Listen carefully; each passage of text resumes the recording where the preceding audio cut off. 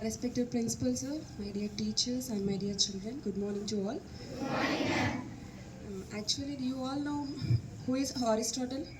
Any idea? He's a great philosopher and he is a father of metaphysics. So he has said one thing about the education, how the education system is there. So one quotation from the Aristotle, the roots of the education is bitter. So what is mean by bitter?